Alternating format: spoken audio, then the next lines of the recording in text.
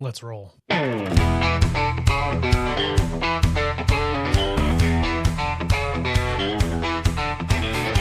Hello and welcome to the Must Read Alaska Show. Here you get relevant and timely content you won't find anywhere else. You can learn more by going to mustreadalaska.com, and this show can be found on YouTube, Facebook, X, and your favorite podcast site. Let's talk truth about politics, the economy, and all things Alaska. Now, the host of the show, former state legislator, combat veteran, small business owner, and all-around great guy, Ben Carpenter.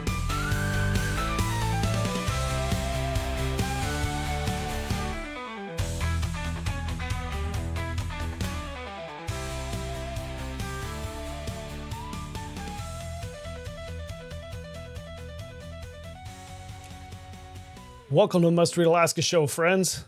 I'm Ben Carpenter, your host and guide on a journey of discovery, of truth and independent-minded thinking. Must Read Alaska exists because discovering the truth is hard. It calls upon us to be relentless in defense of common sense, our faith in God, and the exceptional values enshrined in the Constitution. Freedom is not free, it is not for the timid. It was not secured by the weak of heart or mind. Maintaining freedom requires every one of us to be alert to daily encroachments in our liberties and on the grand deceptions of those seeking power and control over others. Every generation must pledge their lives, their fortunes, and their sacred honor, and we must never take our freedom for granted. We are not anti-government, we are pro-government, of the people, by the people, and for the people. And today, I've got a show that is something that people have been asking about. What is going on with the LNG pipeline? Depends on who you talk to, but people, old timers are saying, hey, we've heard about this pipeline for years and years, decades. It's never going to happen. And you got others that are like, I hear people talking about it and it sounds like the right people are saying the right things. So what's the truth? All right. Well, last week we had the Governor Dunleavy put on the Alaska Sustainable Energy Conference. And there was quite a few good talks and a lot of good information that was put forward. I went up and attended the conference. Today, I thought what I would do is pull some clips of the conversation that Governor Dunleavy and Brendan Duvall, the CEO of Glenfarne, which is the company that agreed to help bring the Alaska LNG project to fruition. Okay, so they got up on stage and answered some questions and had a good conversation. And I pulled some clips together to share with you what they said. And I think this will be helpful. I think you will come away with the next 30 minutes or so and have a better idea, better understanding of what's going on with the LNG project. So why don't we start first off with listening to Brendan Duvall describe himself and kind of a little bit about his background and where he comes from. Well, thank you, everyone. Thank you, Governor Dunleavy. Thank you for the welcome. As you can imagine, for an energy developer to be invited to develop a project like this, it's a really amazing opportunity, but more importantly, a responsibility. And we're going to be doing business with many of the people in the audience here, the local Alaskans, the national entities, and our international friends.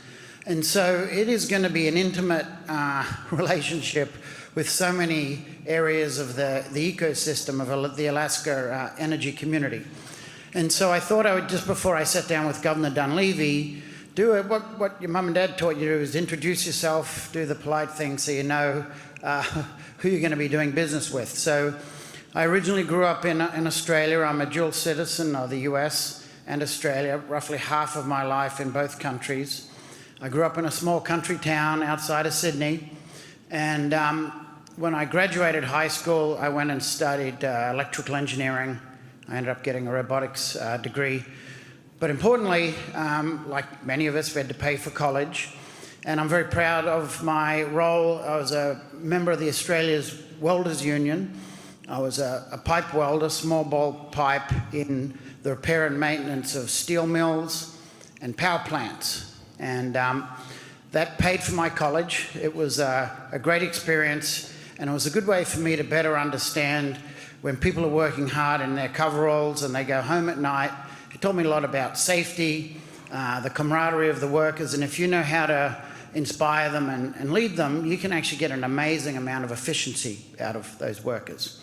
The other thing I learned from that was I was a terrible welder, and I knew that I couldn't make a long-term living out of welding, so I ended up going into the investment industry, and I spent 15 years with an Australian infrastructure developer and investor called Macquarie Group.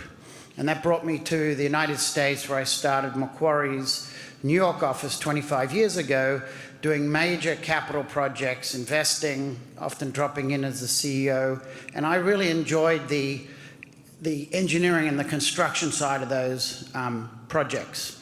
I spent a small detour living in Caracas, Venezuela in the late 90s, and people may remember that's when Hugo Chavez got into power. And that actually created, where you might have seen in the video, we started our business in South America. And so we started our very first power plant in a remote island 1,000 kilometers south of Santiago. We had to get in a ferry, put our car on the ferry to get out there. And that was roughly 13 years ago. We're now 800 employees, 60 assets.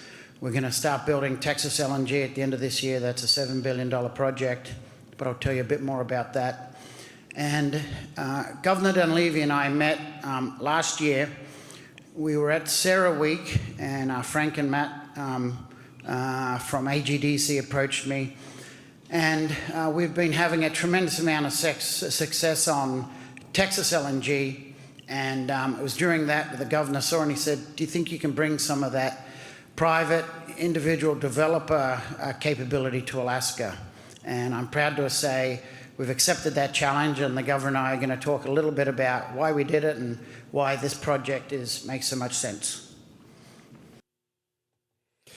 Well, so if you're wondering, what is the LNG project? Maybe you're not from Alaska and you're listening and want to know.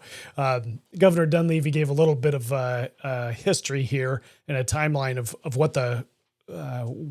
what has gotten us this far with regard to natural gas pipeline in Alaska. Down there, and I think that conversation ignited some things because, as I mentioned, this project has been talked about and talked about and talked about, and it's gone through different iterations. What could happen, what couldn't happen, etc. And for the longest time, and I'll be brief, for the longest time, the gas was actually, in some cases, more valuable in helping with our oil production up on the North Slope. I'm going to give you quick timelines. Around 2014, 2015. Our watchdog, state watchdog, AOGC, our Alaska Oil and Gas Commission, basically, allowed BTUs of gas to start to come off of the slope. This was significant. 2014, I believe, was the date. I could have the date wrong, and I was in the Senate. We had passed 2 enabling bills to build the Alaska Gas Line project for an in-state project and an export project. In 2020, all the permits for the project were secured. All the federal permits under President Trump were secured. When the Biden administration came in, they supported the project. It was during this time that loan guarantees were also put in to help the project. And those loan guarantees are inflation-proof, with some estimates up above $30 billion now for the loan guarantees. President Trump comes back in. Before he won office again, he put out a video for Alaska, a campaign video in which he highlights the Alaska Natural Gas Pipeline project. He's elected. He campaigns partially on energy, partially on this project. He gets elected on day 1 of his office. He issues an executive order solely for Alaska, focused around energy, critical minerals, et cetera, because he saw before what Alaska could do to help the country and help the world. And then here we are basically today. We signed an agreement. We signed an agreement in Tokyo that Glenfarne would be the private lead. We had a fantastic trip to Asia with visiting our allies in Taiwan, friends in Bangkok, Thailand, friends in Korea, friends in Japan. And we feel we're on our way to really something very tangible. And we're going to talk about why that is and what that looks like.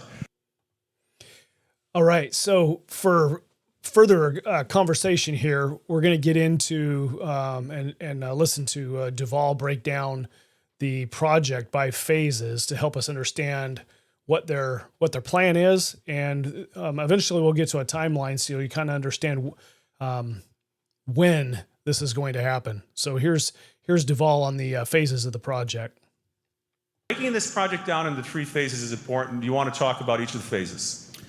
So if we break it down into phases, each phase, what we found was independently economically financeable. It breaks it into smaller financings.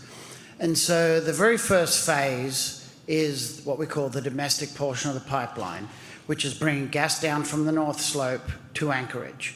It's a 42-inch pipeline, which for our domestic needs is quite large, but we won't be putting the compression in that original, that initial phase design. There's enough pressure coming out of the slope to free flow, and that will allow us to de-risk the Alaskan energy supply. And in order to do that, we have to analyze with the volume we're flowing and the pricing that we need to charge for that. Is that reasonable, and does that avoid the energy emergency in Alaska? And it does. And the amount of financing we need to do there is reasonable. So that's check number one. The second phase is when I'm talking to my international partners that want to buy LNG, one of the things they say to me is, well, that's really great. Now that we know the pipeline's going to be built, we can just focus on the liquefaction facility being built. And so the first phase of that, we can break it down into train 1. There are 3 trains for the 20 million tons, train 1, train 2, train 3. And then we can do another FID, a final investment decision, where we commit all the capital and all the construction starts. And that's the second phase. And then the final phase is when we go to the full volume of LNG, and then we have to build the complete gas plant on the Arctic slope, because the CO2 content of Prudhoe Bay gas requires a lot more processing.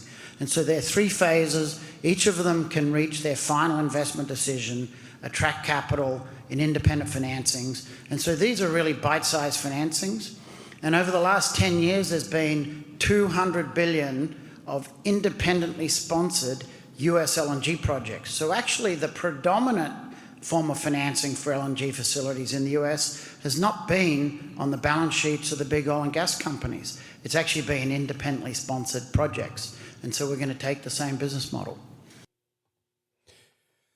So you're talking about a pipeline project that's going to run a pipeline from the North Slope all the way down to the Cook Inlet here in Nikiski. And it's going to take 5 or 6 years to get it built. Projected cost somewhere between 30 and 40 billion. The front end engineering and design that's going on now is going to help confirm what the costs will be, but projected to be somewhere between 30 and 40 billion dollars. Probably not going to be less, but might be more. So, I mean, one of the biggest questions that I've got, and what Duvall helps answer here, how do you manage such a large project, and how do you keep it from getting more expensive as time goes on? How do you manage cost overruns? And he speaks to that. So we've all heard of cost overruns. That projects of this size, this scale, this scope, magnitude, there's going to be cost overruns. It doesn't matter what your feed says. There are going to be huge cost overruns. You just have to look at Canada projects there or Australia projects there. What do you say to that? Well, the first thing is I have to look at these things as a developer from the ground up. And the first analysis I do is just basic fundamentals. And when I look at those fundamentals, I know what it costs today to build a liquefaction facility on the coast of the United States, because I'm bidding out my modules, my OEM equipment. Some of my business partners are here doing that for me. So I know what it costs to build an LNG facility on the Gulf Coast, the cost to build that on the Alaska coast. The labor's going to be a little bit more. It'll be slightly higher.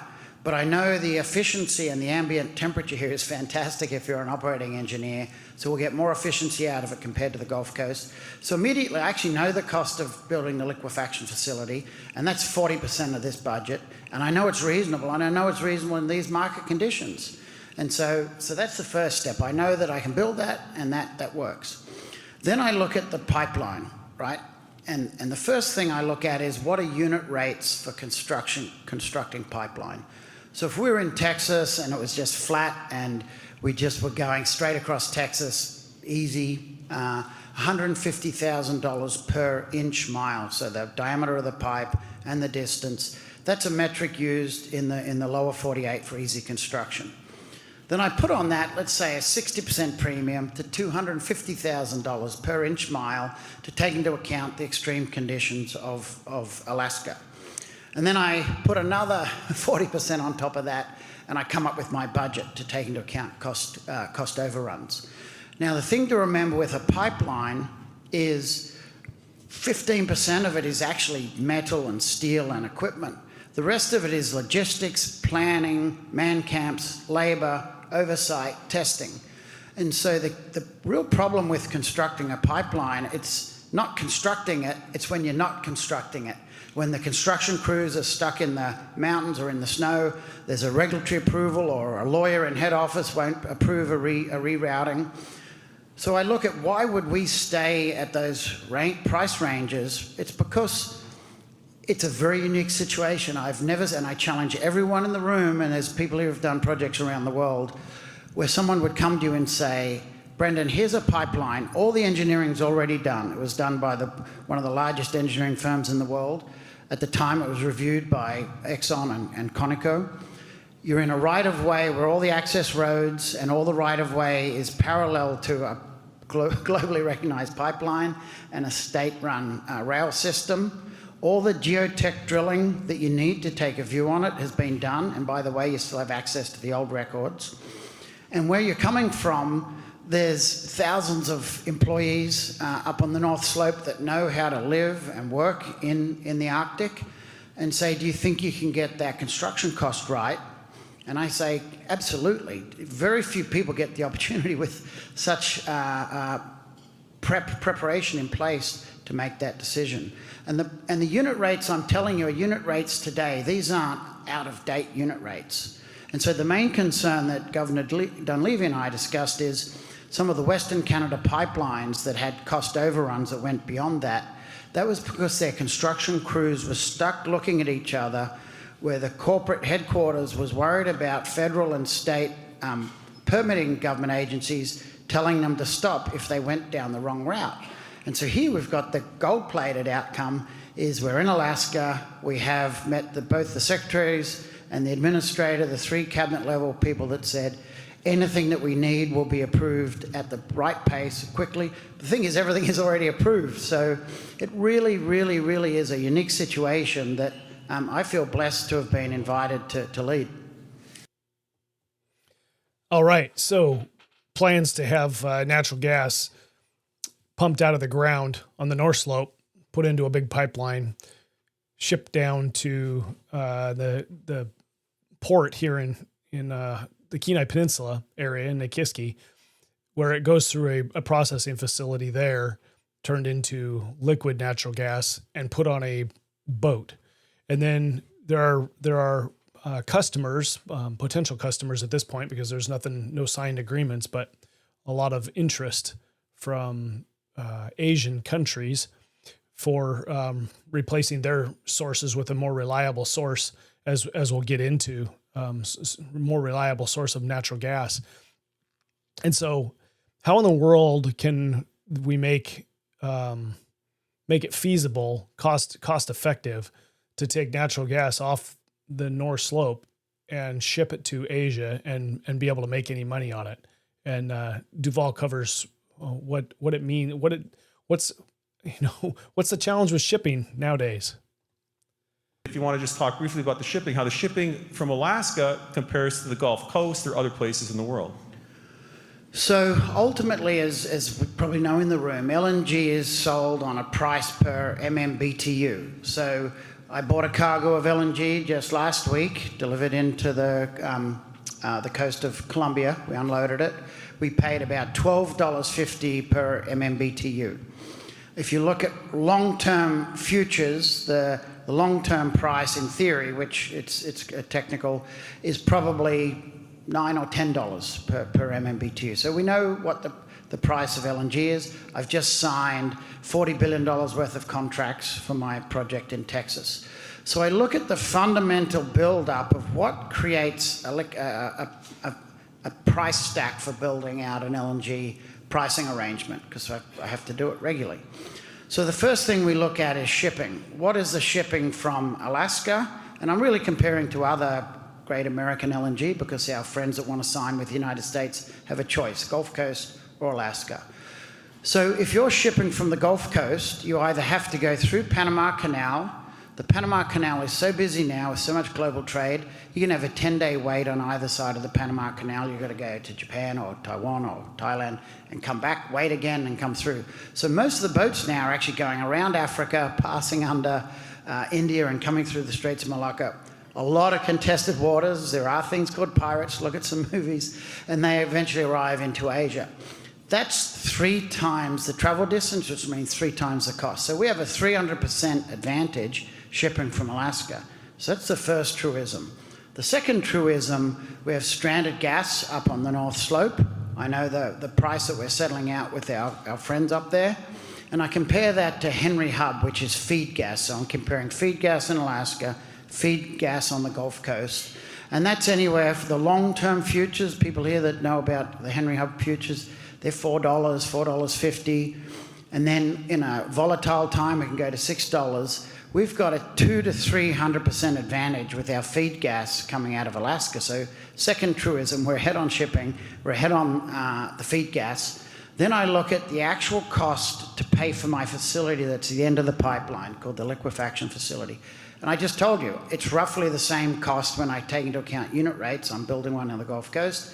It'll cost a little more to build here in Alaska, but I get more throughput per piece of equipment because of the great ambient conditions.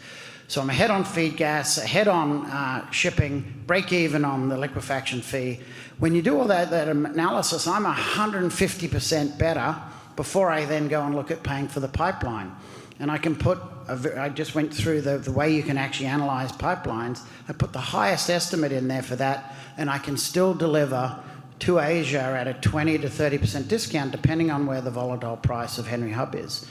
And we can actually offer fixed price if we need to. So it's a very, very unique opportunity to sell, and a very, very unique opportunity to buy if you want US LNG that's not going through contested waters, that's cheaper than the alternative at less risk given the distances. So it's just truisms why this works. Next, we'll hear from Duvall on why he thinks that managing costs is something that's doable. On the cost overruns in certain countries, is that an absolute, or are there examples in America where there weren't the cost overruns that occur in some of these other countries? So I think that's an important point. Back in the old days, national governments or oil and gas majors were the only entities that built LNG facilities. And I take it back, some of the old timers here may remember the IPP outbreak in the 80s, where suddenly utilities didn't have to own the power plants, independent developers. And so the LNG world has gone through that same transition where independent developers have now, but I wouldn't say the norm, but very much successful. And why have the independent developers been successful? There is so much capital available for good projects through the bank market, the bond market, on the debt side. All these infrastructure funds can't find enough place to put good money. Everywhere the private equity infrastructure funds have put money in the United States in LNG, they've made really good money because the projects have been so well put together. Why are they so well put together? When you do it's a technical term in the world of finance, project financing, the only money that's available is the money in that one company that's building. The only reason it's there is to build that project. So the amount of scrutiny you have from the rating agencies, the bondholders, the banks that do this for a living, and then you have another partner investor and they sit down and you go over the numbers, and then you can't go back for more money. So it creates this amazing discipline to bring the cost down, get the execution nailed, and you don't get that cost overrun. Now, things will go wrong. We've got a contingency. We've got second checks, so we've got to set some money aside for known problems. And I'm not saying this is going to be easy. We will have problems. We're going to be on the phone with our contractors and our partners. But these things get done, and we're doing it in a way where we get 10, 15 sets of eyes looking at the numbers before anyone allows us to start spending the money. And that's the discipline of project finance. And that's why you often see the independent developers not having the cost overruns of the major companies that, if not careful, can be perceived to have endless balance sheets to keep funding when people on the tools change their mind. So So let's take a look at the phases again and do a little bit deeper dive into what the timeline looks like for the project. So it's one project, but three distinct phases that could have different types of financing, different types of ownership over that, your liquefaction plant, an export facility, your pipe, and the gas conditioning plant on the slope. Just talk a little bit again about the phases and timelines, because we did talk about our need here in Alaska for gas. I mean, the thing that's always, I think, galled Alaskans internally and governors and elected officials is we are literally drowning in energy. We've talked about this all this week. Incredible wind resources. I mean, just out this door, right here, Cook Inlet, you have hundreds of years of coal, you have major gas field, major oil field, incredible wind sources like no other place on the planet. You have geothermal with our 130 volcanoes. One is 90 miles, I think, distance is 90 miles from here. Again, tide, all kinds of energy, biomass, you name it. But because of our distance, our scale, our population being spread out, we've always been hampered by high energy costs. So again, what happened last year was absolutely a game changer. It really put to rest for us in the state of Alaska that maybe we can wait this out, that maybe something will come, that we'll figure something out. When you have bases that have to scramble F-35s, when you have Army bases that have to be able to deploy troops rapidly in case of conflict, I mean, you all saw what happened with the balloons flying over Alaska, North America a couple years ago. The neighborhood that we live in, we have got to make sure, and this is a discussion we're having with the Trump administration, and they're very aware of this, but we have got to make sure we have gas. So when we look at the timelines in terms of when you think you're going to wrap up FEED, and again, you mentioned, which I think is very important, a lot of the engineering has already been done on this by great engineering from anyone that looks at this would tell you that. So you got to update FEED on the pipe, and then let's talk about timelines on the FEED process, the FID process, ordering, that sort of thing on the pipe, and then we can go to the other components. So I think you've heard the phrase FID, Final Investment Decision. And on that day, it's a really big, important day in a project's life where typically you draw down on the capital for the first time and you issue notice to proceed to your contracting partners. You place the purchase orders. So we've got a fast-track, ambitious set of steps to get to that by December this year, Q4 this year. Now that's ambitious, guys. You'll have stone throwers saying if we miss it by a day or we're early, but that is achievable. And why is it achievable? It's because the engineering that was done for this, and you bring any pipeline contractor or any pipeline developer, and they will tell you, I've never seen this much amount of engineering at this phase of the project. So we're doing what we call a top-up FEED, where we're going to be pricing, we're bringing contractors in, and let's come back to the local partnering later, Governor, because that's really important for the people in this room. And we're going to price that, and I had meetings here with suppliers of steel and pipe, and so we're going through a logistics plan, how to get so much pipe in at time. And so we're going to, over the next 6 months, financing, planning, talking to the loan program, which is another thing we should talk about, financing, final engineering, and we issue notice to proceed in December. That gives us 2026 to do a lot of the detailed engineering, the detailed planning, issue the purchase orders into the steel mills, so then they can send the steel to the pipe mills. And then we'll start stockpiling pipe towards the second half of next year, so that we can hit the construction seasons of 2027, 2028. We'll have 4 spreads up the pipeline. We've been talking about double teaming some of the spreads to speed it up. So we're dropping pipe in 2027, The second batch of pipe comes in 2027, and we drop that into the ground in 2028. And our objective is to try and get gas flowing. Again, we've got to be ambitious, maybe to Fairbanks by the end of 2028, maybe. But definitely we'll have the thing done by 2029. That's going to be a lot of hard work, but that's our objective. And we can talk separately about the LNG facility if you want. Yes.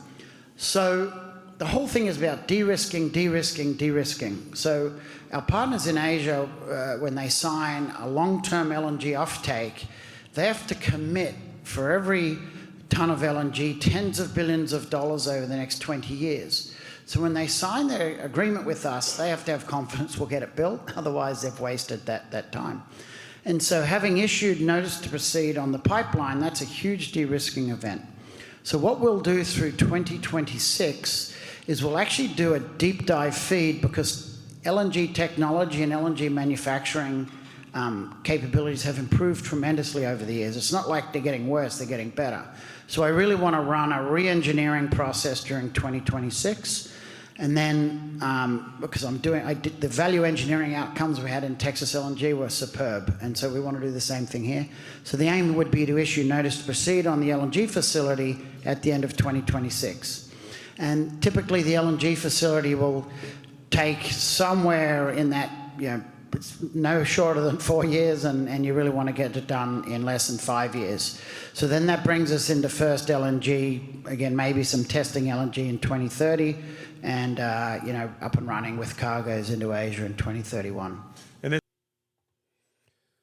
Okay, so that was a lot. It was a lengthy segment there. So to sum it up, final investment decision, meaning money starts getting spent on the pipeline portion phase of the project. Sometime the goal is at the end of this year, at the end of 2025. That way, pipe can start getting ordered and start being manufactured and start getting shipped. The liquefaction plant that would need to be constructed in Nikiski, the final investment decision for that project, that part of the project, would be at the end of next year, at the end of 2026.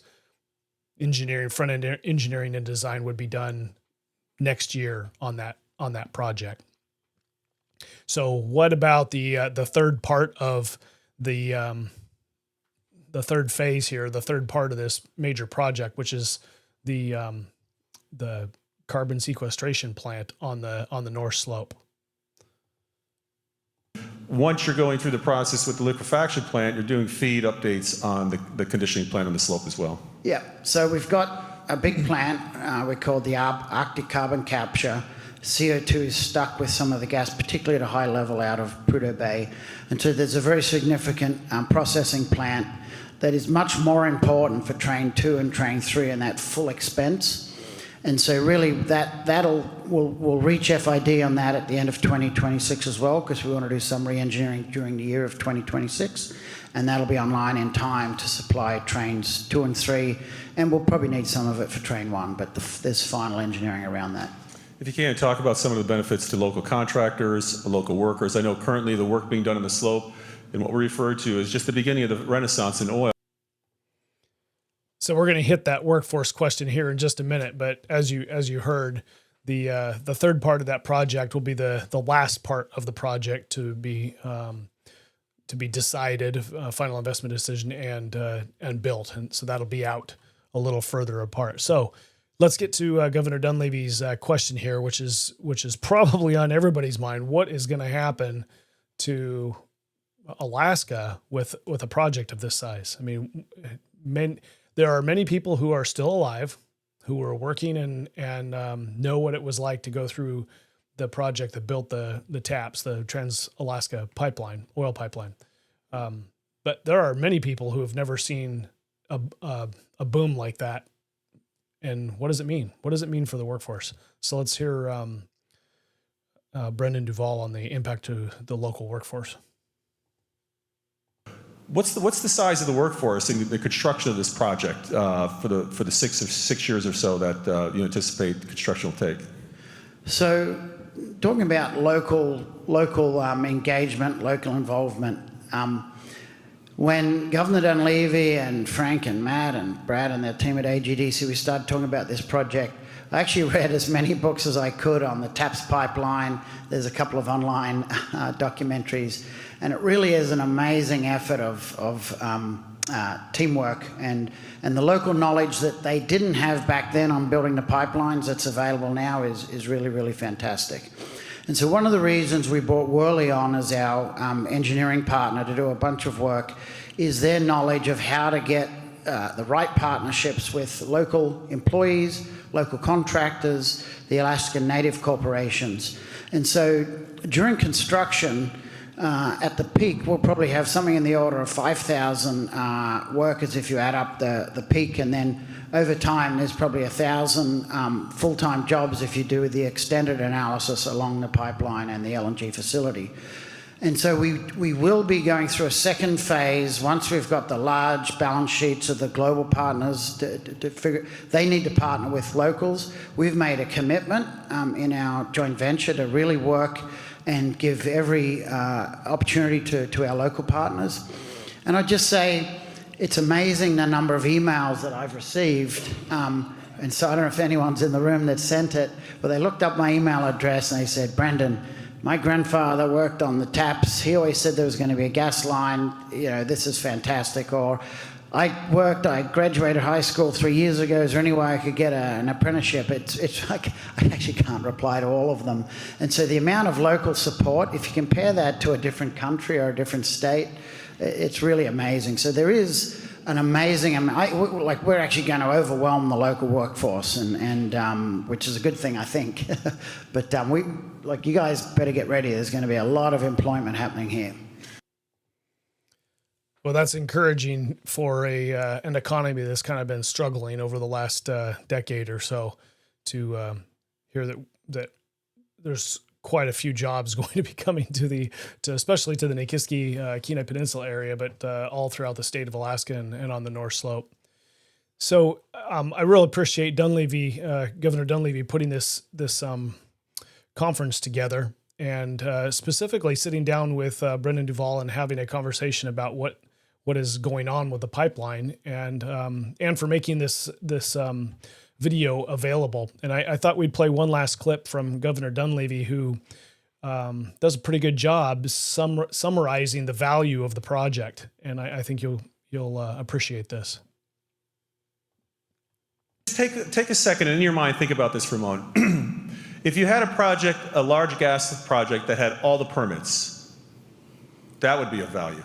If you had all the right-of-ways established, that would be of value. If you had all the known gas quantities that have been recycled for decades, we don't flare our gas as a practice up in Alaska, that would be valuable. If you have a history of building large projects, including pioneering LNG export to our Asian allies, that might be valuable. If you have a short shipping distance, one of the shortest in the world for gas of this type in this location in the world, that would be of value. If you had a Democratic and Republican administration supporting this project, surely that would be of value. If you had a president currently that puts this project as one of the top projects on his list and continually talks about it and gets updates on it. You saw the three gentlemen that were here this week. That should be of value. If you have a known, and Glenfarne is known, if you have a known LNG company that works with LNG in South America, Texas, knows Gulf Coast, knows LNG, and is partnering with some of the best engineering firms in the world, that should be of value. So really what we're looking at, correct me if I'm wrong, is we're looking at updating feet on the pipe. Once that pipe is de-risked, people have told me that if the gas was on the coast and you didn't need a pipe, the gas would be flowing already.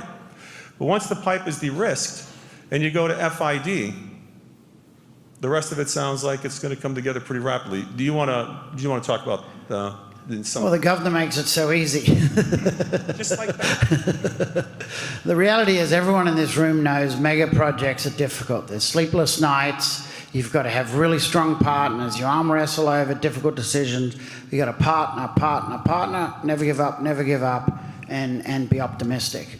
But as the governor said, when you go down the list of, and the whole right-of-way is paralleling, whether it's the equipment on the North Slope all the way down to the peninsula where there's already a mothballed LNG facility.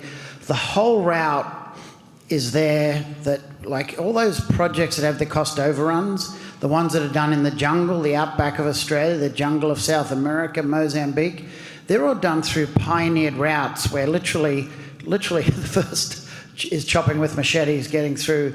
This is, as odd as it sounds, it is just hard to believe how much is lined up here. And once you break it down into the pieces, then the scale of it becomes less daunting. So there's no doubt this is going to be really, really hard and a lot of angst, but it really is a tremendous opportunity, and I invite everyone in the room to be part of it and step forward where you want to be involved. Okay, I'm going to ask the question that I probably shouldn't ask. Confidence level. Are we going to have a pipeline here in a few years?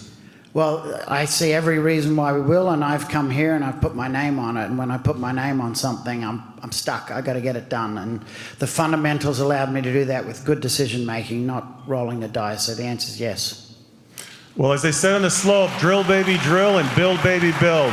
Thank you, Brendan. Thank you very much. Well, that's encouraging. And so what wasn't said in this meeting, and things that have been talked about before that I think is also very valuable to point out here. And remember that Duvall is the CEO and the founder of Glenfarne, which is a private company. You won't find it on the stock market. It's private.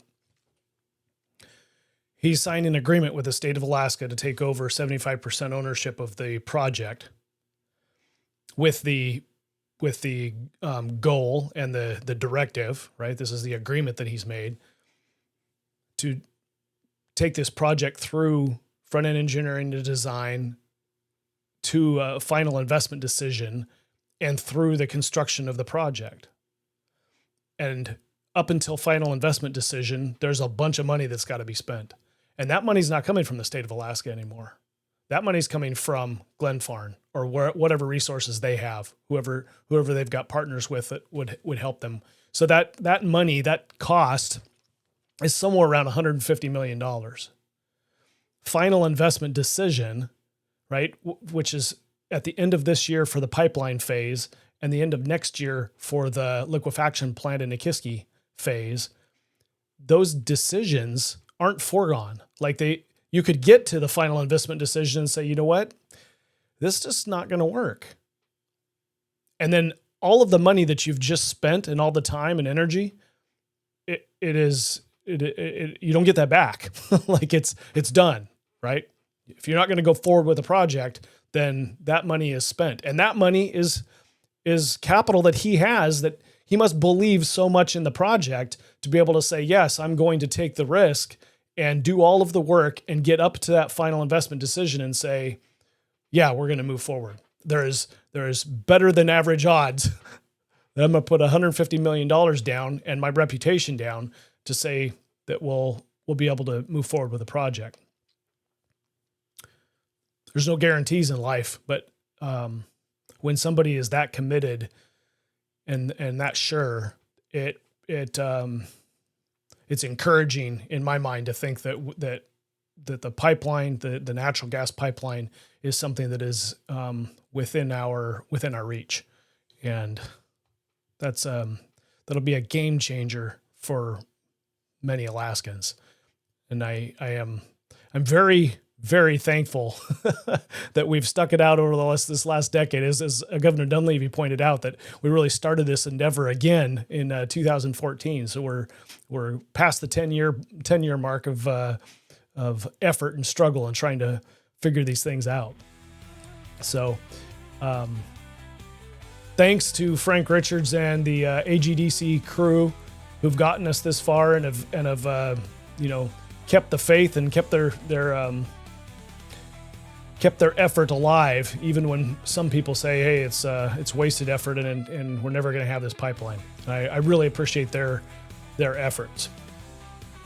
Well, this brings us to the end of the show today. If you've got questions about the pipeline, you can reach out to me, bcarpenter at mustreadalaska.com. I'd be glad to take your questions and try to answer them on another episode. So I hope this has been helpful. I hope that you've learned something today. And, well, keep your fingers crossed.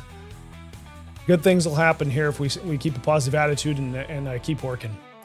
So until next time, stay frosty out there, Alaska.